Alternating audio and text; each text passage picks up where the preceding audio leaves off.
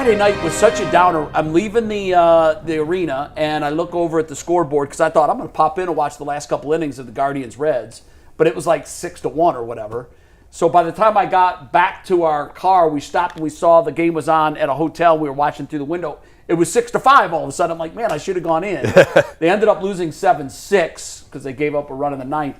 But Saturday, the bats were there. Yesterday, 6 home runs, the most home runs they've ever hit as a team since the name change. I think it goes back to either 2018 or 19 was the last time that they hit 6 home runs in a game. DeLauder homered. Manzardo homered twice. It was good to see Hosey homer. Yep. Angel Martinez is all of a sudden a power guy, I guess. You know, what does he have? 8 home runs? 9 home runs? He's got 9 home runs in Jay. Whoa! It was 2019 the last time they hit 6 homers. So that goes back a minute. Now, all of that was great. Gavin Williams pitched well. The Cantillo was great. But the headline of the weekend to me was Steven Kwan getting bumped from 1 to 6. Yeah. I applauded it. I've been saying for 3 weeks they got to do something different because I'm watching a different guy, Jason. He used to have, for me, the best command of any hitter of the strike zone. Yep. He was really difficult to strike out. He knew the strike zone. Over the offseason, he forgot what the strike zone was.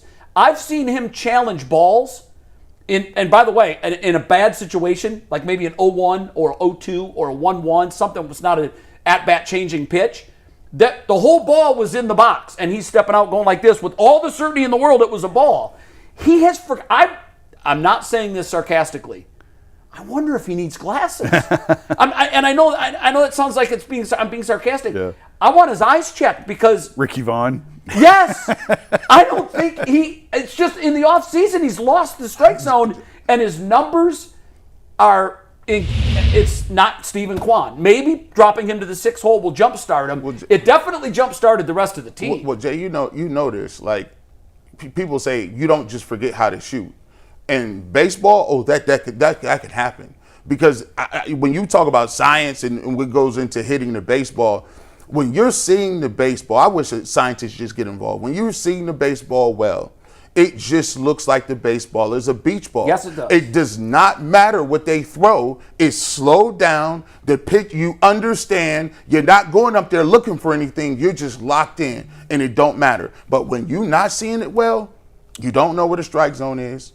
You don't know why you put a good swing on it and you just swung and missed. And your confidence is at an all-time low. Right now, he does not look like a confident player that was once a guy that was flirting with 400. You can't go from flirting with 400 to batting 201. And by the way, he's not even getting good contact on the ball. No, he's not. And ground balls a lot. And to me, I think the thing that messes with people so much in baseball is if you miss your window in baseball on a contract, unlike anything else, if you miss your window to make that bag, it ain't coming back.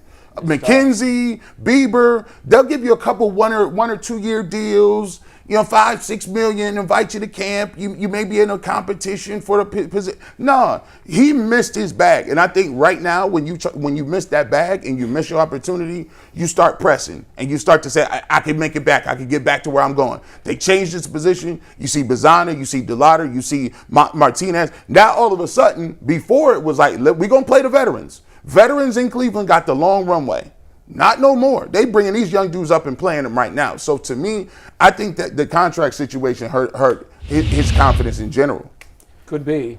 I don't think he'll ever go back to the leadoff spot. And I know they said this is temporary, but to me, Travis Bazzana is the future leadoff hitter of this lineup. I think Schneemann's a placeholder till Bazzana gets a little bit more experience, and I think Bazzana is the guy. I have no problem with Kwan staying at the bottom of the order, but I mean.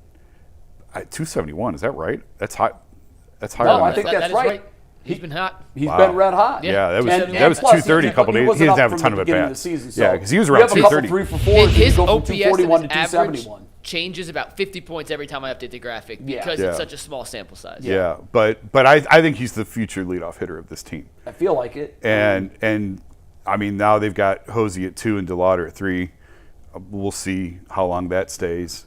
But I think Kwan at the bottom of the order is a fixture. I think that's going to be that way for a while. Too. And like to your point, G, I think he did miss that window. There was a time where the Dodgers were going to trade for him. He had a big contract waiting for him, and I at least for now, that ship has sailed. The one thing you can't take away from him is still a Gold Glove outfielder. Yeah, he still plays great outfield, great defense. Good and speed. And that's invaluable.